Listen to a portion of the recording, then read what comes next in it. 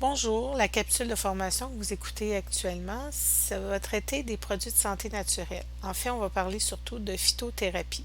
La phytothérapie, c'est une approche de soins, de traitement auprès de la personne qui favorise son auto-guérison par l'utilisation de plantes médicinales. En fait, plus de 25 000 plantes médicinales.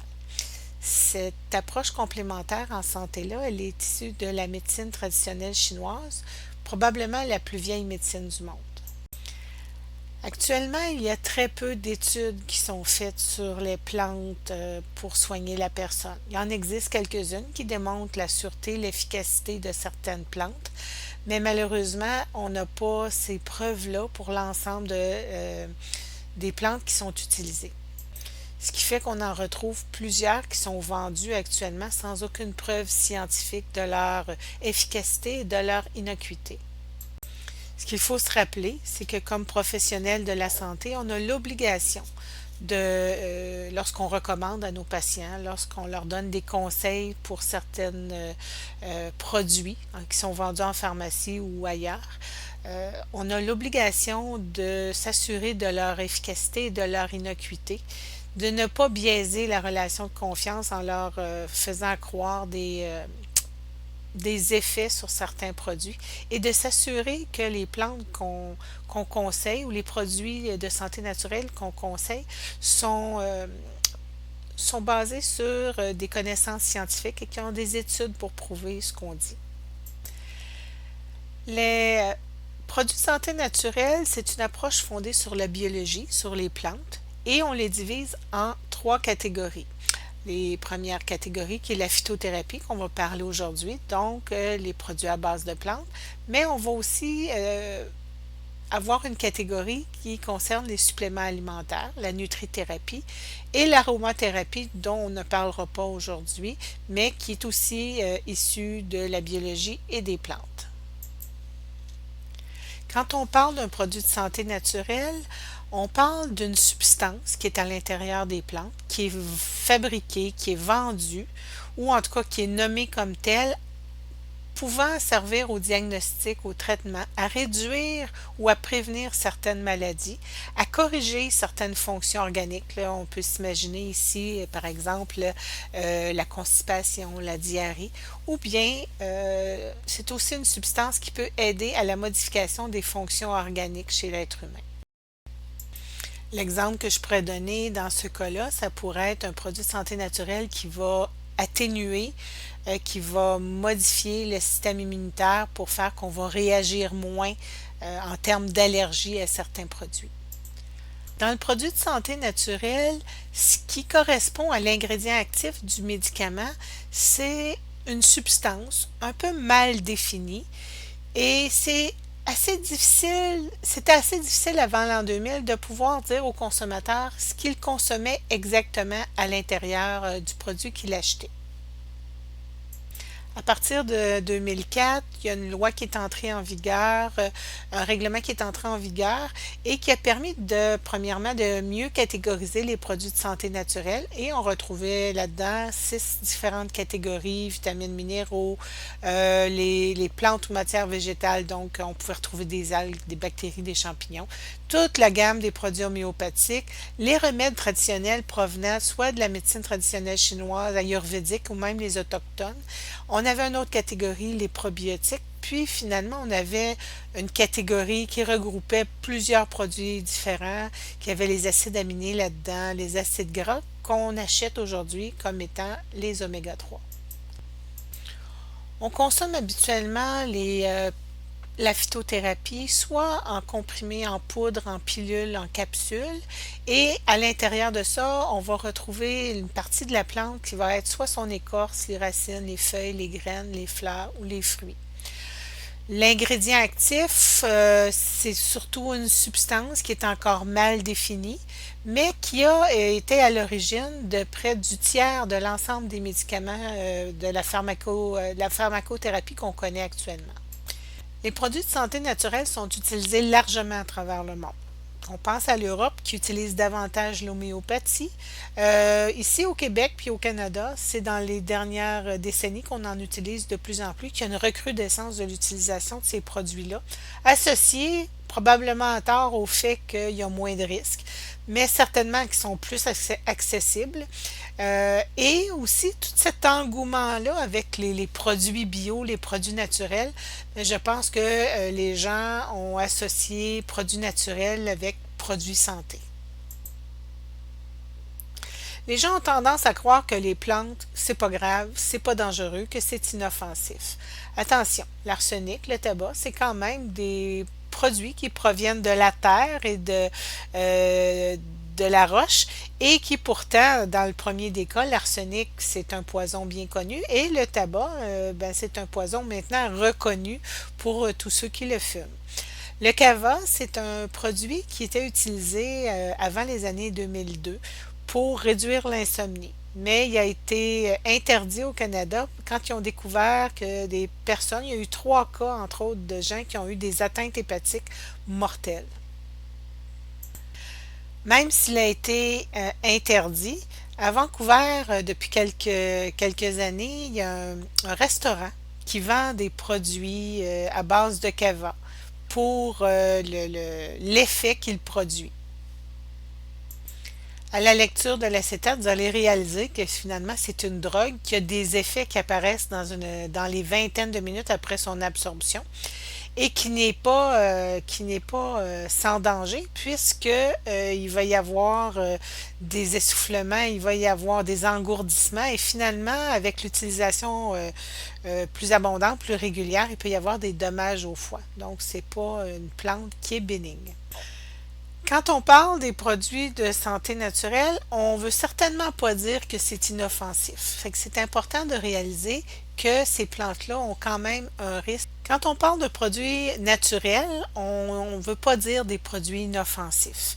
Dans certaines plantes, la substance qui est active est l'éphédra, le composé recherché, l'éphédra, qui est à l'origine du médicament qui est composé éphédrine. C'est un produit qui augmente la pression artérielle et chez certaines personnes qui ont justement des problèmes de haute pression artérielle, il peut être très nocif. La réglisse, et là on ne parle pas de la réglisse, le bonbon, mais bien la plante, la réglisse, ça augmente la libération du cortisol et conséquemment, ça augmente la pression artérielle, d'où aussi l'impact négatif qui peut survenir chez les personnes hypertendues. On a aussi la queue de cerise qui est un produit qui se boit habituellement en tisane, qui est utilisé pour augmenter la diurèse, mais surtout réduire les œdèmes, surtout associés avec la phase périmenstruelle. C'est pas un médicament qui est c'est pas un médicament, mais c'est pas un produit qui est extrêmement puissant, mais c'est le fait qu'il soit disponible et accessible, c'est la consommation qui peut en être exagérée ou augmentée et qui fait que, comme tout diurétique, peut amener la perte d'électrolytes comme le potassium. À ce moment-là, quand on a une récurrence de perte de potassium sans produits qui vont rééquilibrer ou qui vont compenser la perte de potassium, ben à ce moment-là, il y a des risques qui peuvent être associés avec l'hypokaliémie, un manque trop grand de potassium dans le sang, entre autres certaines arythmies. Lorsque certains produits de santé naturelle ont été analysés pour en vérifier l'efficacité puis l'innocuité lors d'études, ils ont trouvé que certains contenaient à l'intérieur de leurs produits naturels, de leurs composés de substances naturelles, comportaient des ingrédients actifs, dont entre autres certains médicaments chinois qui contenaient déjà du Viagra et qui étaient pour la virilité et d'autres médicaments favorisant le sommeil ou la détente qui contenaient du Xanax. L'utilisation de plantes pour se soigner peut être source de certains inconvénients. C'est-à-dire, comme on ne connaît pas exactement la quantité requise pour obtenir un effet, bien, le temps de réaction peut être plus ou moins long. Et si on désire obtenir un soulagement ou une efficacité à court terme, mais souvent, c'est pas possible parce qu'on ne peut pas le savoir, on n'a pas les connaissances sur ce sujet-là. Autre point, les plantes, soit elles poussent dans la nature, soit elles poussent sous contrôle industriel. Et dans les deux cas, c'est difficile d'avoir une certaine homogénéité des plantes. Si elles sont dans la nature, ça va dépendre de la pluie, ça va dépendre du sol, de la richesse du sol. Et sous contrôle industriel, bien, ça peut dépendre de ce que la compagnie va utiliser en termes d'ingrédients chimiques ou non, ou de produits d'engrais qu'elle va utiliser. Donc, la substance pourrait être différente d'une plante à l'autre. Malgré la réglementation de 2004, les compagnies qui produisent des produits naturels ont encore beaucoup de latitude pour inscrire différentes informations sur leurs étiquettes. Donc, pour le consommateur, ça demeure encore presque un défi de savoir à quoi ça sert, qu'est-ce que ça contient, et puis d'en connaître l'efficacité exacte. Vous avez juste à vous promener sur l'Internet et lire les différents produits qui y sont vendus et de voir les promesses qui sont faites par rapport à ces produits-là pour voir la variation, mais aussi la fausseté qui s'en dégage dans certains cas.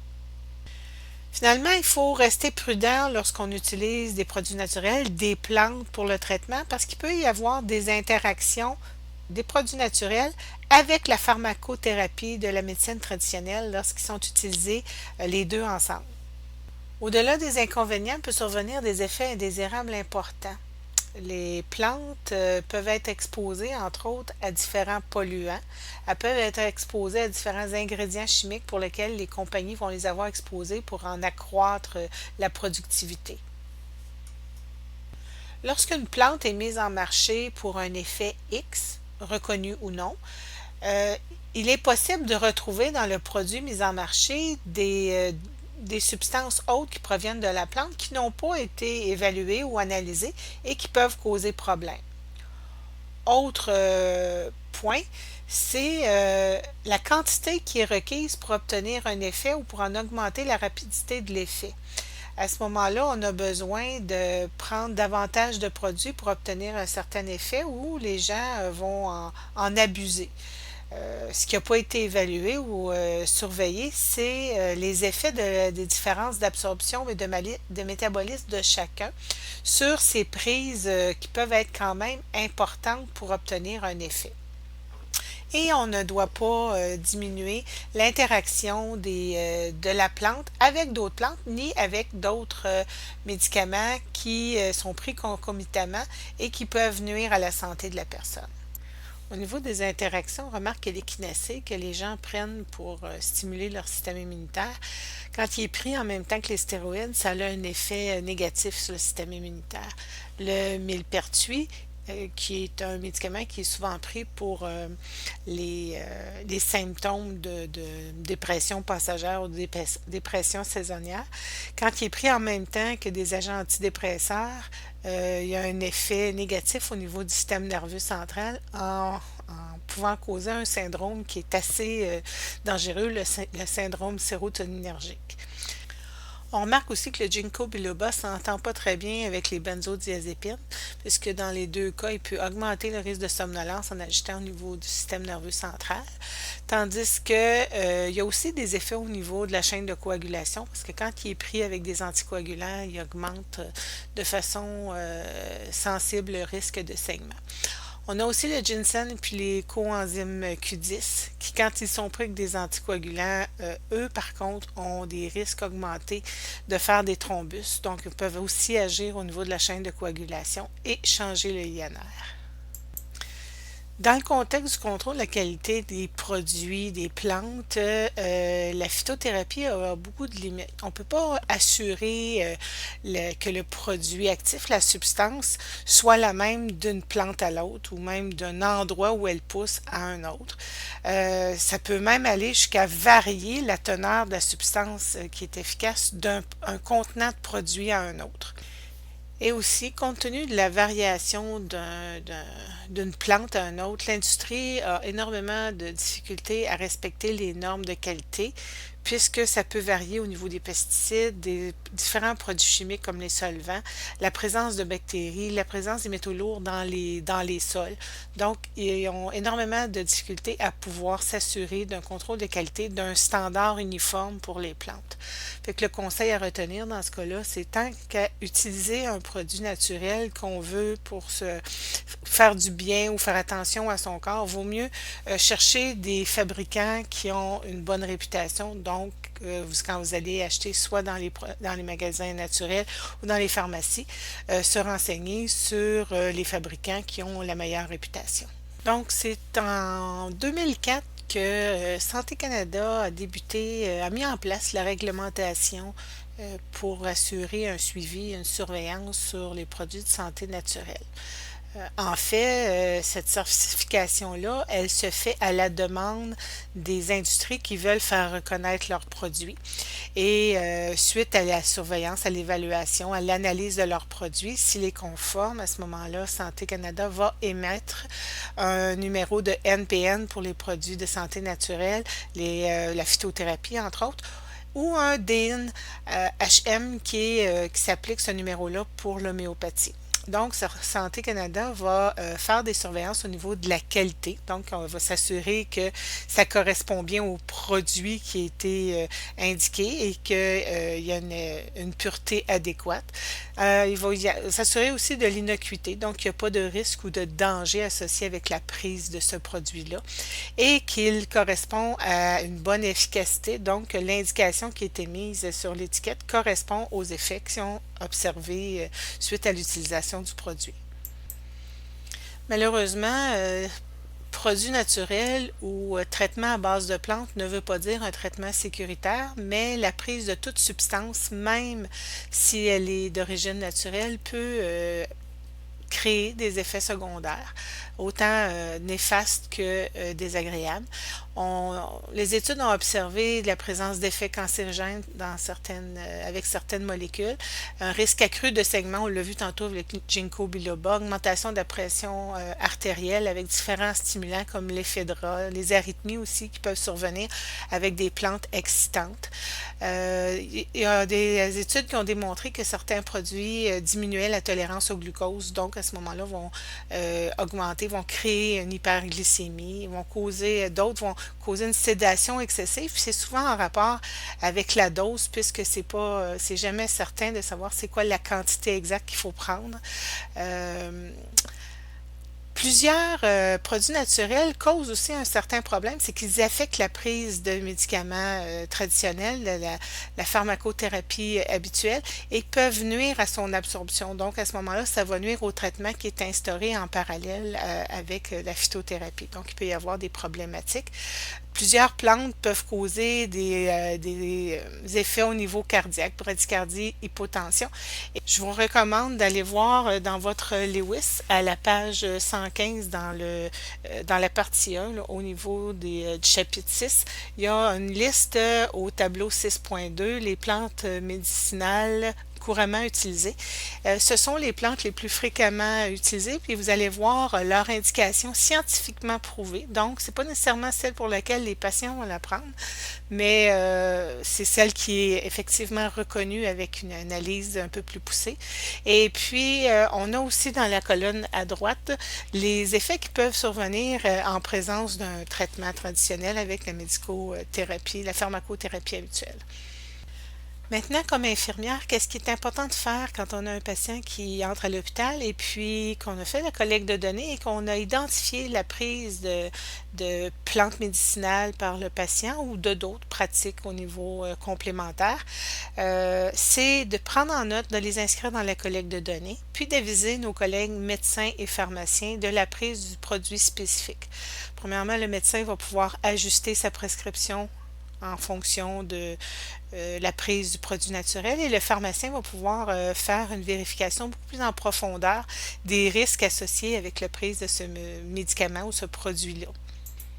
De notre côté, L'infirmière a le devoir d'aller vérifier que la prise de ce produit naturel-là pourrait avoir sur les soins ou la surveillance que le patient pourrait avoir durant son hospitalisation. Donc, c'est important pour l'infirmière de connaître les effets de ce produit-là ou de cette pratique-là pour pouvoir en assurer un suivi sécuritaire. Finalement, il est très important que l'infirmière maintienne le climat de confiance avec son patient durant son hospitalisation. À ce sujet-là, à propos de ses croyances sur les plantes médicinales puis les autres produits de santé naturelle que le patient pourrait prendre, il est important que l'infirmière ne dénigre pas les interventions que le patient fait, mais bien qu'elle tente de son côté d'expliquer ce qu'elle sait, de donner de l'information le plus objectivement possible afin d'éclairer le patient pour qu'il puisse lui-même cheminer à l'intérieur de ces informations-là. L'infirmière est probablement une des professionnels les mieux placées pour travailler avec un patient qui utilise des approches complémentaires de santé. En effet, l'infirmière elle partage les mêmes valeurs au niveau de l'approche en santé. L'approche complémentaire de santé utilise l'importance du lien entre le corps et l'esprit et l'infirmière, de par sa formation, de par ses valeurs professionnelles, voit le patient dans sa globalité et c'est ce qui fait que ces deux modèles-là sont complémentaires. D'ailleurs, c'est en 1993 que l'Ordre des infirmières et infirmiers du Québec s'est positionné officiellement pour indiquer que les infirmières pouvaient intégrer les approches complémentaires de pratiques de santé dans leur pratique professionnelle. Elles pouvaient le faire dans la mesure où elles devaient être prudentes et respecter le client en termes de pratiques alternatives. Elles devaient s'assurer que les patients soient très bien informés des limites des résultats et que ces résultats-là soient basés sur des données scientifiques et que les patients soient suffisamment informés et éclairés pour prendre des décisions judicieuses sur leur santé. L'intégration de ces approches-là dans notre pratique oblige les infirmières à être rigoureusement professionnelles, donc d'avoir une formation adéquate sur l'approche complémentaire utilisée, être au courant du réel potentiel de guérison, donc de s'assurer des réels effets possibles à obtenir face à l'approche qu'ils utilisent.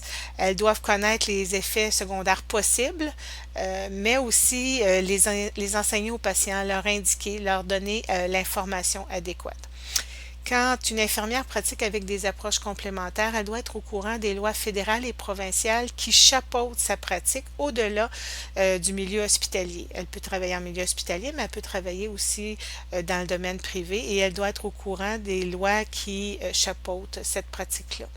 Et si toutefois une infirmière utilise ces pratiques dans le milieu hospitalier, elle doit s'assurer que le milieu les accepte, les autorise, parce que ce n'est pas tous les milieux qui vont permettre qu'une infirmière va faire, par exemple, de l'acupression, du toucher thérapeutique, de la visualisation ou donner des conseils au niveau des plantes médicinales. Il faut vraiment s'assurer d'avoir une autorisation pour le faire dans le milieu hospitalier québécois actuellement pour s'assurer de ne pas contrevenir aux règles de l'établissement. Lorsqu'on fait notre collecte d'informations auprès du patient à propos des différents traitements antérieurs ou autres approches qu'il peut utiliser, il est important de demander aux patients s'ils prennent des produits naturels de santé. Souvent, les patients vont dire non, non, non, j'en prends pas, mais il faut insister parce que des fois, ils n'ont pas saisi c'est quoi les produits de santé naturelle. Donc, si vous leur indiquez, mais vous ne prenez pas de vitamines, vous ne prenez pas de calcium, si vous avez de la misère à dormir, qu'est-ce que vous faites? Donc, d'aller poser ces questions-là, parce qu'on a réalisé, puis la dernière étude à date de 2010, qu'il y a 73% et même un peu plus des Canadiens qui prennent régulièrement des produits de santé naturelle. Puis dans tout ça, ce qui est à risque, c'est que plus de la moitié de ces patients-là ne le disent pas qu'ils les prennent parce que bien souvent, ils ne réalisent pas que ça pourrait être dangereux, ce produit-là. Donc, en résumé, la phytothérapie, qui fait partie des approches complémentaires en santé issues de la médecine traditionnelle chinoise, qui comporte 25 000 plantes et plus aujourd'hui pour différents traitements et soins auprès des patients, ben, on n'a pas énormément de données probantes, de données scientifiques là-dessus pour savoir avec assurance s'il fonctionne ou pas. La difficulté là-dedans, c'est pas nécessairement de faire les études ou faire les analyses, mais c'est la difficulté de pouvoir avoir des produits conformes, d'avoir des produits qui sont standards et qui peuvent se comparer et se maintenir dans le temps avec une même efficacité. L'autre problème étant aussi, bien entendu, l'industrie qui, compte tenu qu'elle n'est pas très bien balisée, même encore aujourd'hui avec les règlements qui existent, euh, affiche ou démontre des publicités quelquefois trompeuses et même carrément frauduleuses, ce qui fait que on peut mettre en danger les patients qui peuvent prendre ces produits-là tout en pensant qu'ils se font du bien. Bien entendu, les produits qui sont efficaces, qui ont des données scientifiques sûres et assurées, ceux-là, on peut les utiliser avec confiance, mais même encore là, il faut s'assurer qu'ils ne rentrent pas en interaction avec la médecine traditionnelle. Et c'est là où est-ce que nous, comme infirmières, on a un devoir d'identifier ces pratiques-là lorsqu'ils se présentent à nous. Croyez-moi, s'il y a quelque chose qu'on oublie souvent de faire à l'hôpital, c'est de leur demander s'ils prennent autre chose que leurs médicaments traditionnels. Et souvent, il faut le reformuler de différentes façons. Dans certaines études qui ont eu lieu en laboratoire pour observer les interactions entre les plantes médicinales et les médicaments de médecine traditionnelle, on a observé que certaines plantes médicinales perturbait les enzymes, certains enzymes de la famille des cytochromes P450. Fait que vous vous rappelez que quand les enzymes des cytochromes P450 sont perturbés ou ne peuvent plus effectuer leur travail, à ce moment-là, ils ne peuvent plus intervenir auprès de l'ingrédient qui est actif pour le rendre inactif. Donc, à ce moment-là, il y a un risque d'augmenter la toxicité des médicaments de médecine traditionnelle par l'effet des produits naturels qui ont perturbé l'enzyme du cytochrome P450. Je vous mets une petite activité pour voir la difficulté que nos patients ont quand ils vont en pharmacie et qu'ils trouvent côte à côte des produits, des médicaments de médecine traditionnelle, des produits de santé naturelle et des médicaments homéopathiques côte à côte sur les tablettes. Donc, la difficulté pour eux, c'est de faire la différence et d'essayer d'identifier s'ils sont efficaces pour leurs conditions de santé.